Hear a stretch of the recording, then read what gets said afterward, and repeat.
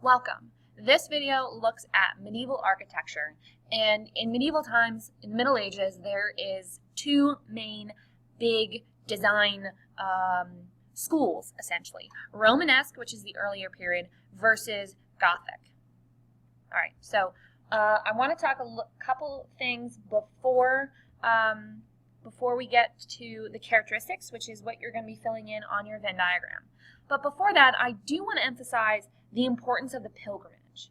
A pilgrimage is a holy journey, generally to go see a Christian relic. And this can be the bones of a saint, a piece of the true cross, the cross on which Jesus died upon, or other important objects closely associated with saints. So here is, the top picture you see is a sarcophagus holding the bones of St. James the Greater. And this was housed in a cathedral in Spain, in northern Spain, called Santiago de Compostela. Kind of the big hub, actually, for pilgrimages back in the Middle Ages. The middle picture is the Shroud of Turin, supposedly supposed to be a cloth on which Jesus was wrapped in after he died upon the cross and before the resurrection. And then the bottom picture is, you can barely see it, but enshrined in that glass box are chains. And these are the chains of St. Peter before, once he was imprisoned in Rome and before he was crucified. So the whole point of the pilgrimage is to repent for your sins, to try and ensure that you will go to heaven, ensure salvation after your death. So pilgrimages is a characteristic that is, the purpose of a pilgrimage is both a characteristic of Romanesque and Gothic art. So you want to put it in architecture. So you want to put it in the middle. And also the same Romanesque and Gothic architecture was built for churches. And we've talked about this before, but the purpose of a church is to be a representation of the holy Jerusalem, heaven on earth. It's where you leave the earth and you enter in the presence of God. So the purpose of the church doesn't really change, just the style and the decoration and the architecture does change throughout the Middle Ages. So our very first important similarity is, what common shape do you see here? I have three plans of three different medieval churches. What's the overall picture, overall form?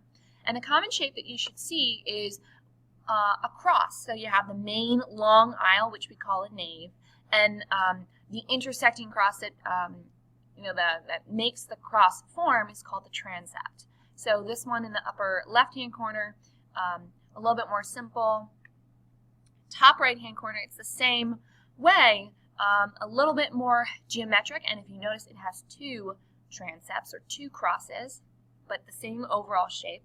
And then the one at the bottom has a smaller transept. The arms don't stick out as wide. But if you notice, they all have one end. The east end actually is rounded, or there's an additional little niches at the east end, and that's where all the relics would be housed. So the pilgrims could file around the altar, and the altar would be at the east end, and they would file around the altar to see the relics. So a common shape you definitely should have in the center of your Venn diagram, a similarity, the cruciform or the cross shape. And this is also just extra, but how to even start building medieval cathedrals in the Middle Ages, because they take years and decades to really build, and you've got to have money first. And then a similarity that they're all built out of, every single cathedral is built out of stone. And then you start building with the apse, and the apse is where the altar goes at the east end. So that's where you would start building first, and then you really go bay by bay, or section by section. You don't build the inner walls and then the outer walls. You kind of build the whole thing from top to ceiling, from bottom to ceiling, column by column, essentially. All right, so let's look at characteristics of Romanesque architecture. It really starts to develop around the year 1000, and it lasts for about 150 years, so from 1000 to 1150. And I have some pictures here, but Romanesque means Roman-like. And if you look at these two buildings, they seem heavy, don't they? Strong, powerful, kind of rooted to the earth. And what makes them especially Roman-like is that you see the doorways and all the windows, even though the windows are very small, they all have rounded arches to them. And if you remember from our ancient Rome unit, the Romans invented the arch, or they discovered it. So some more characteristics. They have rounded arches, that's the number one, but really thick, heavy walls, and massive buttressing or extra fortification along those walls to make sure that they don't fall down. And they have also heavy side aisles, or you have the main aisle, which all the people would stand in for service, but the side aisles are the little ones obviously on either side, and they're big and heavy and thick. So the interiors of Romanesque churches tend to be, also another characteristic, tend to be darker. And that's just because the windows in the Romanesque buildings are much smaller. Go back to the other one. You can see how small the windows are. Yes, they do have them, but compared to Gothic architecture, the windows are comparatively very, very small. So it's dark on the interior. All right. So, and here's another one. They seem rooted to the earth in the sense that this is a powerful building made by man, and very, very dark interiors and very thick heaviness to it. There's a weight to it. They're also covered in sculpture, and this one is above a doorway which you would enter into the church, and this is the Last Judgement. So there you have Christ in the center. And then on his right side are the saved, the people who were holy and followed his word, so they are saved at the end of days. And on his left, notice his arm is down by his side, and these are the damned, and they're actually, it's a little bit difficult to see in this image, but if you look very carefully, you can see that humans, the people, are being pulled apart and pulled down by demons because they are obviously been wrong in their life and they are going to hell. All right, so as we continue on in the Middle Ages, the Romanesque architecture, they want to build the buildings taller and bigger and brighter, and taller and taller and taller, and they're competing with each other. And the problem with the barrel vaulting is once you build it too high, the roof will collapse. And that leads us, there is a solution, so you can build taller and taller and taller, and the solution is Gothic architecture.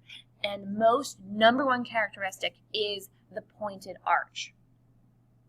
The pointed arch ends at a point, obviously up at the top, and it allows and drives the weight of the arch and the weight of the ceiling and the wall and the roof down into the columns. So you're actually pressing it much more down instead of out. So here we have a side-by-side comparison of the two buildings of the styles. The Romanesque is on the left. Notice that it's got the rounded arches. It's pretty dark. Versus the Gothic on the right, you can build much, much taller, and you have the pointed arches. But notice that the columns are skinnier. So you're allowed to build with thinner columns, but still allow that weight to be well supported so the roof or the walls don't fall down. So Gothic architecture develops around 1150 and lasts till about 1400. And the very first Gothic cathedral is in Saint-Denis, France. It's where all the French kings are buried. But you can see in the images the pointed arches, much more light. If you can see in the back, the windows, there's more light and space, a sense of openness into the building, and that's exactly what the guy who was the first one to develop Gothic architecture wanted to emphasize.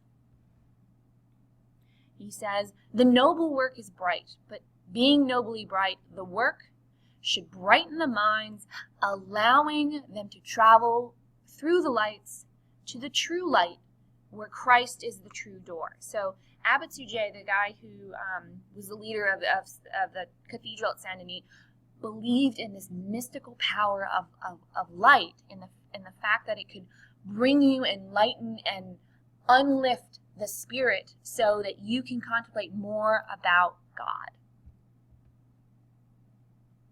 The dull mind rises to truth through that which is material, and in seeing the new light, is resurrected from its former submersion. So he believed that light could transform your experience and transport you to a more religious and true experience with God.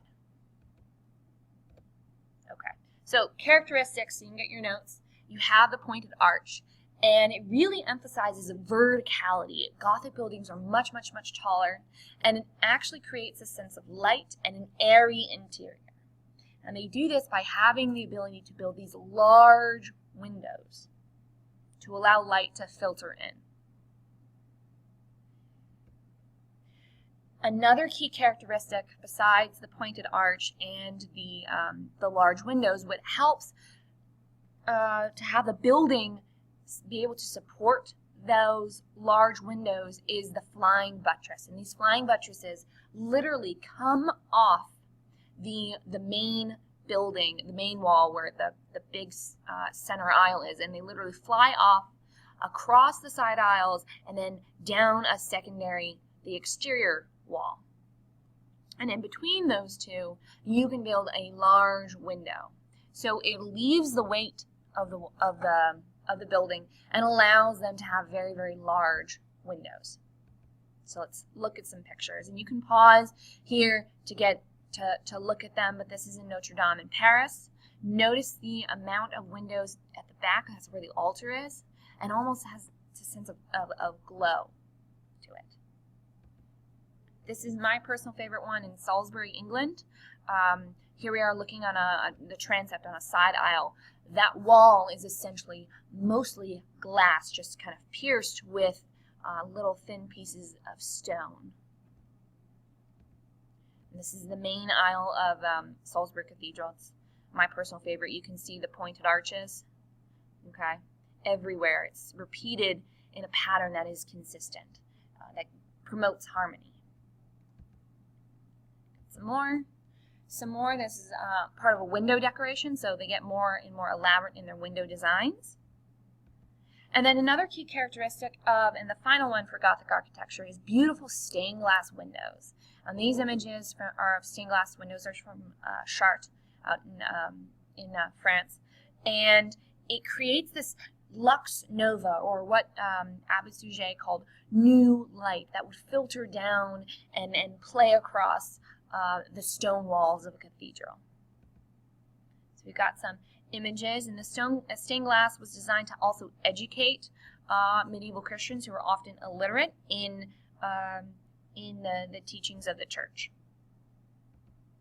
Okay, and some more elaborate decoration as well. Sculpture becomes much more realistic. So here we have some Old Testament prophets. And we have some diagrams. Over time, they become taller, much more elaborate in design. The biggest one is at Amiens. Kind of cool. More. The apse at Amiens, totally filled with light. We got some more. And this is my personal favorite one. I'll end it here. This is a tiny chapel at Sainte-Chapelle inside Notre Dame. Here you have most of the building being made of glass with little teeny tiny pieces of stone. You can almost forget about the stone because the glass shines through and the light shines through so much that you almost forget where you are. And that was the whole point. So you forget where you are and you transport into this beautiful space of where your mind can reflect on God. And that's the main characteristics of Gothic architecture, but also Romanesque.